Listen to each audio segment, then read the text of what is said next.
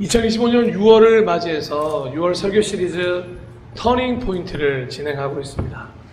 지난주에는 우리 인생에서 가장 중요한 죽음에서 생명으로의 부르심, 구원으로의 부르심, 내가 어디에 있느냐, 죄를 짓고 나무 뒤에 숨었던 아담을 찾아오신 주님을 이야기하면서 오늘도 우리를 찾아오시는 그 주님 앞에 있는 모습 그대로 나아가기를 원하며 한 가지 터닝 포인트를 나누었습니다.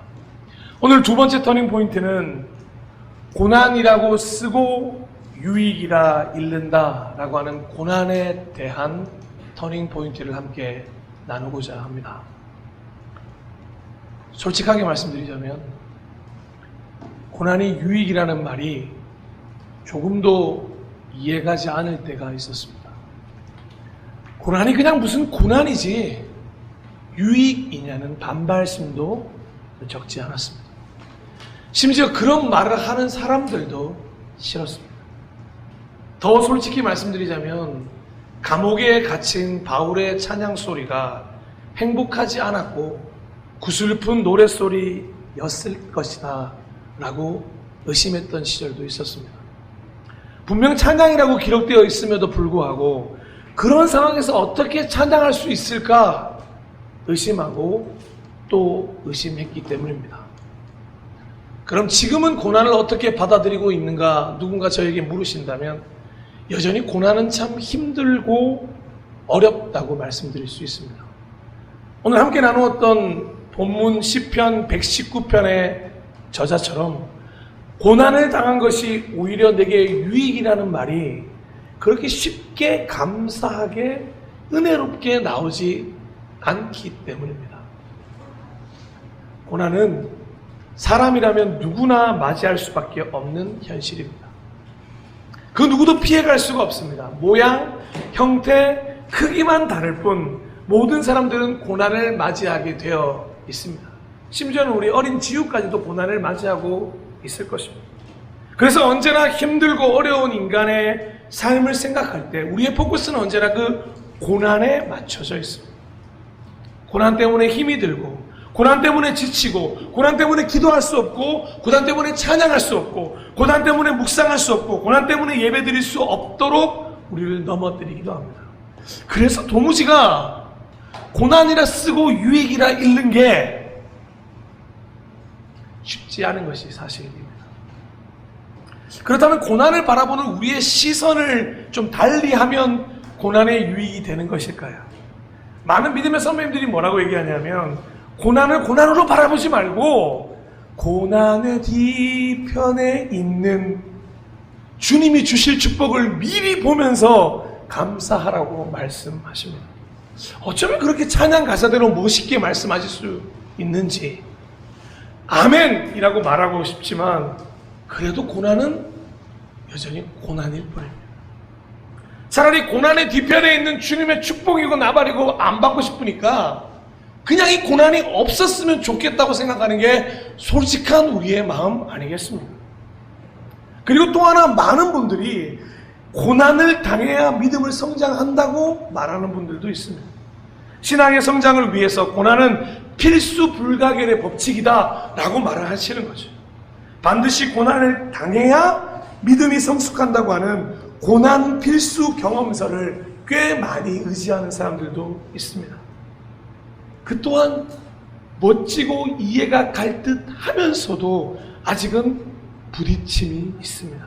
역시나 고난을 겪을 때마다 그 부딪힘이 나로 하여금 하나님께로 가는 길을 여전히 막고 있기 때문입니다.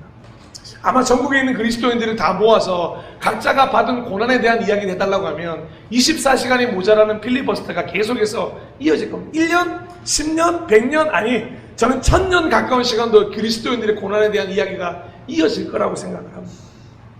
그런데 대체 그 고난이 어떻게 유익이 되었는지 그저 결론적으로 받아들이는 정도, 인정할 수 있을 것 같은 분위기가 아니라 아주 시원하게 야 고난이 유익이 맞더라 그러니까 너도 고난을 좀 당해봐 라고 말할 수 있는 데까지 갈 수는 없는 것인가요?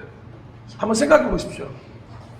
이 고난이라고 쓰고 유익이라고 읽는 사람들이 이렇게 그렇게 좋은 고난이 나면 너도 당해라라고 자식한테 말해야 하는 것 아니겠습니까? 아니 혹여라도 자녀들에게 찾아오는 고난이 있다면 어떻게라도 대신하듯 경험해주고 싶은 게 부모 마음인데, 고난이 유익이라고 하면서도 동시에 그 유익이라고 하는 고난이 자녀에게 찾아오지 않기를 바라는 마음이 우리 안에 솔직히 있지 않습니까? 여기 계신 부모님 중에 우리 자식이 고난을 죽도록 당했으면 좋겠다 하시는 분 있으십니까?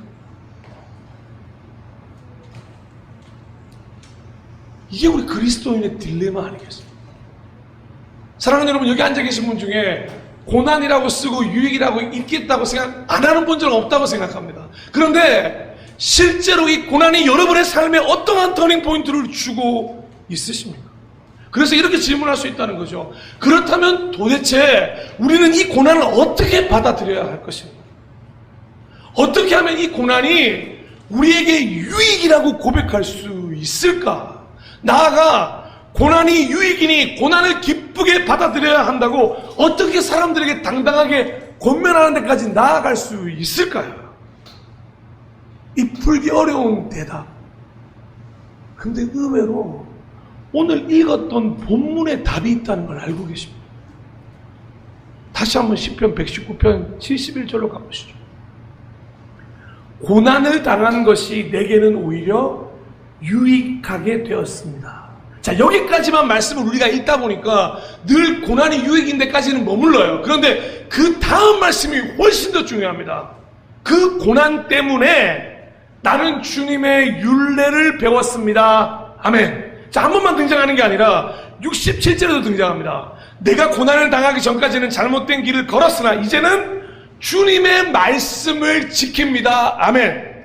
75절에도요. 주님께서 나에게 고난을 주신 것도 주님께서 진실하시기 때문이라는 것을, 그분이 진실한 분이라는 것을 나는 알게 하기 위한 것이었다 라고 고백하고 있다는 거죠. 사랑하고 존경하고 축복하는 예배자 여러분, 동역자 여러분, 오늘부터 우리는 이 고난에 대해서 명확한 정의를 내렸으면 좋겠습니다. 그리스도인에게 고난이 뭐냐? 바로 주님의 말씀을 배우게 되는 훈련이라는 것입니다. 내게 유익이 되는 훈련이 아니라 하나님의 말씀을 배우게 되고, 고난이라는 말이 가지는 사전적 의미, 괴로움과 어려움이라는 그것이 아니라 그리스도인들에게 결과적으로 주님의 말씀을 배우게 되고 주님의 말씀을 지키게 되고 하나님이 어떤 분이신지 하나님에 대해서 깨닫게 되었을 때를 위한 필요한 연단이라고 바꿔 불러야 한다는 것입니다. 그러니 우리는 그저 고난이 유익입니다라고 사람들에게 권면할 것이 아니라 그 사람에게 어떠한 결과로 그 고난의 흔적이 남아 있는가가 훨씬 더 중요하다는 거죠. 바꾸고 말하면 이런 것입니다. 여러분이 지금 거치고 있고 당하고 있는 그 고난을 통해 여러분은 말씀을 배우고 있으십니까? 말씀을 오히려 지키게 되셨습니까? 하나님에 대해서 알게 되셨습니까? 그렇다면 그때부터 고난이 뭐가 된다고요? 유익이 된다는 거죠. 고난은 결코 그 과정만 거치고서는 유익이 될 수 없다는 것이죠. 그 고난이 나로 하여금 어디로 데려가는 것인지 방향키를 잡을 때 고난이 유익이 된다는 첫 단추를 끼울 수가 있다는 것입니다. 사랑하는 여러분, 힘든 건 그냥 힘든 겁니다. 결론적으로 힘들면 쓰러지게 되어 있는 겁니다. 그건 유익이 되는 고난이 아닙니다. 쉬어야 할 이유이고 잘 해결해야 할 문제입니다. 그런데 다시 한번 말씀드립니다. 그 힘든 무언가를 통해 나를 너무 힘들게 만들었던 그 일을 통해서 하나님의 말씀에 대해서 깨닫게 되고 하나님의 말씀에 머물게 되고 하나님 아버지의 마음을 알게 되었다면 그때부터 고난이라고 쓰고 유익이라고 읽을 수 있게 된다는 것입니다. 그래서 과정 중에 쉽게 마치 이것이 믿음인 것처럼 결론을 짓는 실수를 범하지 않아야 한다. 사랑하는 여러분, 우리는 우리의 인생이 아직 완성된 것이 아닙니다. 아직 어쩌면 우리는 그 고난 중에 있는지도 모르겠습니다. 아직 유익이라고 말하기에는 많은 시간을 흘려 보내야 할 수도 있습니다. 그런데 마치 교회에서는, 마치 성경이 여러분의 그 시간 동안 지금 모든 거치는 게 유익이니 이 고난을 잘 견뎌내라고 여러분들을 압박하는 것처럼 느끼신다면 그건 오해입니다. 여러분, 고난은 고난입니다. 여러분, 힘든 건 힘든 겁니다. 오늘 아침에 선한빛 교회에서 야곱에 대한 이야기를 함께 나누었습니다. 야곱이 야복 강가에서 하나님과 씨름을 합니다. 그리고는 하나님이 주시는 어마어마한 축복으로 이름이 야곱에서 이스라엘이 되는 현장이 바로 그 야복 강가의 기도였습니다. 분명히 축복을 받았습니다. 그런데 야곱에게는 한 가지 큰 문제가 생겼습니다. 무슨 문제가 생긴지 아십니까? 그는 이제 평생 절어야 합니다. 왜냐? 하나님이 그의 허벅지 관절을 치심으로 그는 이제 똑바로 걸을 수 없는 사람이 되었기 때문입니다. 많은 사람들이 묻죠. 하나님께서 그렇게 기도해 주시고 하나님께서 축복해 주셨다면 왜 야곱의 허벅지를 치시는 겁니까? 왜 그런 고난을 주시는 겁니까? 그냥 좀 축복해 주시면 되는 거 아닙니까? 그냥 이스라엘로 바꿔주시지 왜 허벅지를 치셔서 앞으로 평생을 절게 하십니까? 그런데 그 안에는 앞으로 야곱이 유익이라고 말해야 할 아주 큰 비밀이 하나 숨겨져 있었어요. 왜냐? 야곱의 인생은 늘 도망 다니던 인생이었어요. 형에게서, 아버지에게서, 라반에게서 쫓기고 도망치는 인생. 그런데 하나님을 만나고 하나님이 말씀하시는 거죠. 더 이상 도망치는 인생이 아니라 나와 함께 천천히 걸어가는 인생이 되어라. 그 허벅지 관절을 치면서 야곱은 이제 어디든 도망칠 수 없는 사람, 즉 하나님과 함께 해야만 하는 사람이 되는 것이죠. 많은 사람들은 왜 야곱의 허벅지를 치셨을까라고 묻지만 야곱은 뭐라고 이야기한다고요? 이 증거를 통해서, 이 아픔을 통해서 하나님이 나를 얼마나 사랑한지를 내가 깨닫게 되었습니다 라고 말하는 고백으로 변할 수 있게 되는 것. 여러분, 요즘 허벅지를 맞고 계십니까? 요즘 절고 계십니까? 하나님이 나를 사랑한다고 하면서 왜 이런 고난이 찾아오는지, 아니 정말로 놀라운 신앙의 여정 가운데 있다고 하더라도 고난은 여전히 찾아오게 되어 있습니다. 여러분의 잘못 때문에 고난이 찾아오는 것이 아닙니다. 병원에 계시는 수많은 분들처럼 내가 똑바로 신앙생활을 하지 못해서, 내가 똑바로 예배드리지 못해서 이런 고난이 찾아온 건 아닐까? 내가 하나님의 그것을 좀 삥땅 친 게 있나? 내가 사람을 미워한 적이 있나? 그것 때문에 내가 아픈 걸까? 그래서 내한테 이 저주가 임한 걸까? 수많은 생각 속에서 고난을 어떻게든 다른 부분으로 해석해보고자 노력한다. 아직 모를 수 있습니다. 결과적으로 말씀으로 자리 잡지 못했고, 결과적으로 아직 말씀을 깨닫지 못했고, 결과적으로 하나님의 마음을 모른다면 여전히 그 고난 가운데서 해야 할 건 뭐냐? 하나님과의 씨름이지 결론이 아니라는 뜻입니다.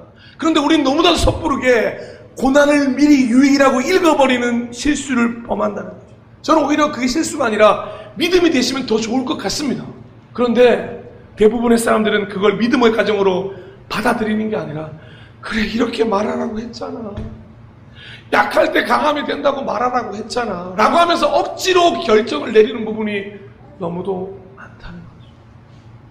사랑하는 여러분, 예수님은 십자가를 지셔야 했습니다. 그런데 바로 십자가를 지신 것이 아닙니다. 매를 맞고 조롱을 당하고 침뱉음을 당하시고 외면당하시고, 그러니까 십자가를 지기 전까지 너무도 많은 수모를 겪으셔야만 했습니다. 혹시 한번 생각해 본 적 없으십니까? 왜 하나님은 그냥 예수님이 이 땅에 보내셔서 그냥 십자가에 바로 달아버리시지 왜 그런 수모, 왜 그런 고통, 왜 당하게 하십니까?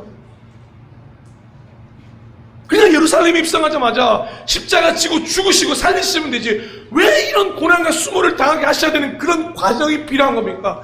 예수님 아프지 않게 죽이시고 그냥 살리시면 되는 거 아닙니까? 전 하나님이 그런 능력이 없는 분이라고 저는 생각해 본 적이 없습니다. 충분히 그럴 수 있는 분이십니다. 그런데 왜 고통받아야 하고, 왜 십자가를 져야 하고, 왜 죽어야 하고, 이런 과정이 대체 왜 필요한 것입니까? 그런데 예수님은 그런 과정을 다 거쳐야만 영광의 때가 올 거라고 이미 요한복음에서 말씀하셨습니다. 요한복음 12장 23절. 예수께서 그들에게 대답하셨다. 인자가 영광을 받을 때가 왔다. 여러분, 이 말은 오병이어의 현장에서, 팔복의 현장에서 말씀하신 게 아닙니다. 이제 곧 가룟 유다가 데리고 올 군사에게 잡혀가시기 전에 뭐라고 말하느냐? 인자가 영광을 받을 때가 왔다라고 이야기하신다는 거죠. 그런데 이 영광 어떻게 받으셨습니까? 이어지는 27절에 예수님이 눈물로 이렇게 기도합니다. 지금 내 마음이 괴로우니 무슨 말을 하여야 할까? 아버지, 이 시간을 벗어나게 하여 주십시오 하고 말할까? 아니다. 나는 바로 이 일 때문에 이때에 왔다. 아멘. 그 과정이 무엇입니까? 그 십자가의 과정이라는 걸 알고 계셨고, 조롱, 수모, 고통, 저주, 비난, 죽음이었다는 걸, 그런 과정을 모두 겪은 후에 이 영광을 받을 것이라고 말씀하시는 거죠. 그래서 이걸 나중에 베드로가 이렇게 고백합니다. 베드로후서 1장 17절. 더없이 영광스러운 분께서 그에게 말씀하시기를 이는 내 사랑하는 아들이요 내가 좋아하는 아들이다 하실 때에 그는 하나님 아버지께로부터 존귀와 영광을 받았습니다. 여러분, 십자가가 영광인가요? 여러분의 고난이 영광인가요? 조롱과 수모와 비난과 비판과 그 모든 과정이 영광인가요? 그런데 이걸 깨닫게 되는 언젠가는 이런 고백이 흘러나오는데, 시편 24편 9절에서 10절 이렇게 나오는 겁니다. 문들아 너희 머리를 들어라. 영원한 문들아 활짝 열려라. 영광의 왕께서 들어가신다. 영광의 왕인 위시냐? 만군의 주님 그분이야말로 영광의 왕이시다. 아멘. 이 모든 십자가의 과정을 거치시고 우리를 살리신 게 영광인 걸 깨닫는 사람들은 자신의 마음을 열고 영광의 왕이여 들어오십시오.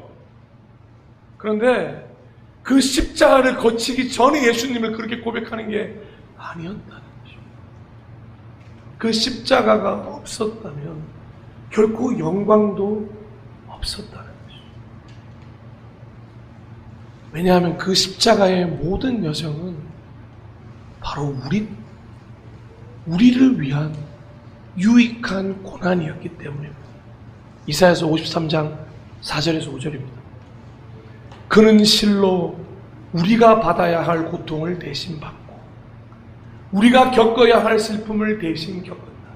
그러나 우리는 그가 징벌을 받아서 하나님에게 맞으며 고난을 받는다고 생각하였다. 그러나 그가 찔린 것은 우리의 허물 때문이고 그가 상처를 받은 것은 우리의 약함 때문이다. 악함 때문이다. 그가 징계를 받음으로써 우리가 평화를 누리고 그가 매를 맞음으로써 우리의 병이 나았다. 아멘. 그의 징계, 그의 매를 맞음, 그의 고난이 우리에게 유익이었다고, 우리에게 평화이고 우리의 병이 나았던 치료의 역사였다는 것입니다. 그리고 이걸 미리 깨달았던 바울은 뭐라고 고백합니까? 갈라디아 6장 14절에 그런데 내게는 우리 주 예수 그리스도의 십자가밖에는 자랑할 것이 아무것도 없습니다. 아멘. 여러분, 저는 이 지금 1년의 과정을 여러분에게 강요하고 있는 것이 아닙니다. 언젠가 이런 날이 오게 될 때 그때를 터닝 포인트로 맞이하여 고난을 유익이라는 말로 쓰자는 이야기를 드리고 싶은 것입니다. 아직 이 모든 말씀들이 이해가지 않으신다면 고난을 통해 하나님의 시간에 묵상할 시간이라는 걸 알려드리고 싶다는 거죠. 여러분, 그리고 이렇게 고백이 드리고 나면 고난을 받아들이는 우리의 태도가 어떻게 바뀔 것인지 성경은 빌립보서 1장 29절에 아주 놀라운 말씀을 기록합니다. 하나님께서는 여러분에게 그리스도를 위한 특권, 잘 들으십시오. 즉 그리스도를 믿는 것뿐만 아니라, 우리는 그리스도를 믿는 게 특권이라고 배워왔죠. 그 다음 말씀 다 함께 읽어보겠습니다. 시작. 또한 그리스도를 위하여. 할렐루야. 정말 아멘이십니까? 그리스도를 믿는 것까지는 특권이잖아요. 근데 그 고난이 유익인 사람들한테는 뭐라고요? 그 고난을 받는 특권도 주셨다는 것입니다. 여러분 지금 고난 가운데 있으십니까? 그 특권을 누리고 계신 중이라고 성경은 말하고 싶다는 것입니다. 다 알지 못하지만 우리는 아직 잘 모르지만 특권이죠. 고난을 받는 특권. 왜 특권이라고 말하느냐? 드디어 하나님이 말씀하시는 영광이 무엇인지를 알게 되었고 예수님의 고난이 무슨 뜻인지를 알게 되고 그 고난을 닮아가고 그래서 예수 그리스도의 길을 걸어가야 하는구나, 하나님 아버지의 마음이 무엇인지 알았구나라고 깨닫게 되었기 때문에 특권이라고 하는 것이죠. 여러분 한번 생각해 보시겠습니까? 여러분은 부모님이 언제 자신을 사랑한다고 생각하셨습니까? 저는 행복했던 시절보다 어렵고 힘든 일을 겪을 때 그들도 제 나이보다 안 됐을 나이들에 어렸음에도 불구하고 그 자식들에 대해서 희생하고 섬겼던 그 모습을 떠올려 보면 지금의 내 나이보다 더 어렸던 부모가 어떻게 그런 결정을 할 수 있었어요? 여러분 지금 우리 부모님도 그렇잖아요. 자녀들에게 축복을 마음껏 주고 싶어요. 그리고 축복을 주는 건 그렇게 티도 나지 않습니다. 그런데 고난이 찾아왔을 때 우리 자녀들에게 어떻게 해줘야 될지 우리 부모님들은 알고 있어요. 이상하죠. 그게 작동을 합니다. 최대한 상처를 주지 않으려고, 최대한 아이에게 피해를 주지 않으려고, 눈물을 흘리게 하지 않으려고, 내 눈물을 떠올리고 내가 더 괴롭더라도 아이한테 그걸 주지 않게 하려고. 근데 그걸 자녀가 알게 될 때 뭐라고 얘기하냐면 이 고난을 통해서 어머니가 나를 얼마나 사랑하는지, 저 어머니의 마음이 뭐고 내 아버지의 마음이 뭔지를 깨닫게 되는 그 특권과도 같은, 아니 이것과는 사실 비교할 수 없는 것이지만 작게라도 이렇게 비교해 드리고 싶습니다. 그 하나님의 마음을 깨닫게 되는 특권은 이제 어디로 이어지냐면 로마서 8장 17절로 이어집니다. 자녀이면 상속자이기도 합니다. 우리가 그리스도와 함께 영광을 받으려고 그와 함께 뭘 받는다고요? 고난을 받으면 우리는 하나님이 정하신 상속자요 그리스도와 더불어 공동 상속자입니다. 아멘. 여기서 고난이라고 쓰고 유익이라고 읽으셔야 한다는 것입니다. 다시 읽어드릴까요? 우리가 그리스도와 함께 영광을 받으려고 그와 함께 유익을 받으면 할렐루야. 고난이라고 썼죠. 하지만 그게 우리에게는 뭐라고요? 유익이라는 것입니다. 왜냐? 하나님이 정하신 상속자요 그리스도와 더불어 하나님 나라를 이어받을 공동 상속자이기 때문입니다. 이제 고난은 유익을 뛰어넘어 상속자가 되도록 만드는 놀라운 축복 가운데로 나아갈 수 있다는 것입니다. 그러니 고난의 과정 중에, 그 과정 중에는 결코 모를, 하지만 고난의 과정의 끝에서 우리를 기다린 은혜를 바라보면서 이 고난에 마주할 수 있는 우리가 되어야 함을 미리 깨달았으면 좋겠다는 것입니다. 지금 겪는 이 고난을 통해서 쓰러지고 넘어지고 그러셔도 괜찮다는 겁니다. 여러분 왜 이렇게 고난에 대해서 민감하고 예민하십니까? 그 고난이 나를 쓰러뜨릴 수 있다고 생각하십니까? 아니요, 결코 그렇지 않습니다. 그 고난은 우리에게 특권이 무엇인지를 알게 하신 거죠. 지금 겪고 있는 이 고난을 통해 연단이 되어 그저 아픔으로 끝날 수, 아니 연단이 될지 아픔이 될지 결정할 수 있는 건 오로지 여러분 자신이라.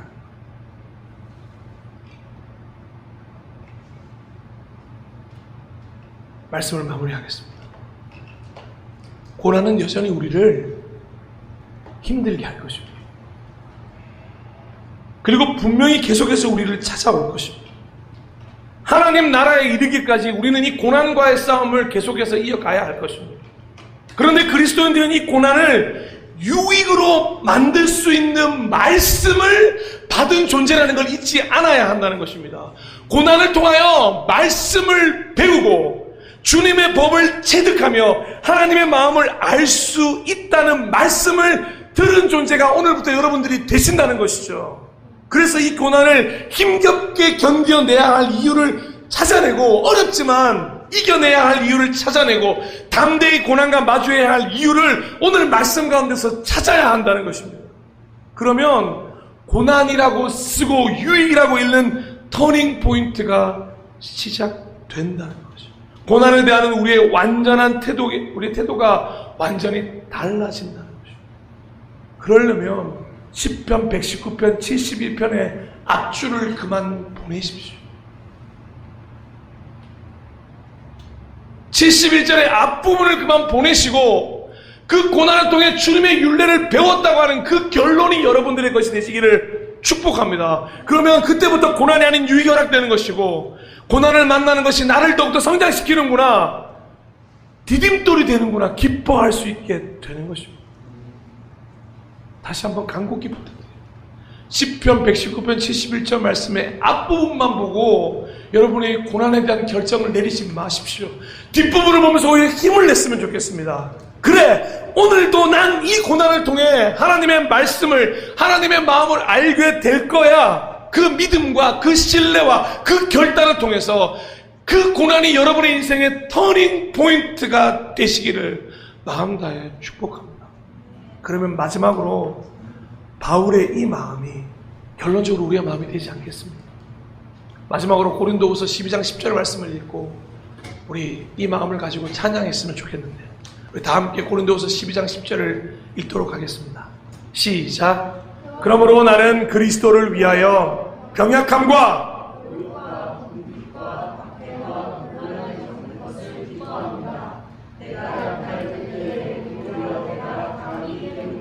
점점 목소리가 작아지는 것 같은데, 병약함, 모욕이라고 하시오.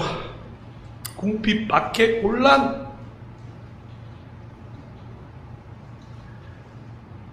내가 약할 그때에 오히려 내가 강하기 때문입니다.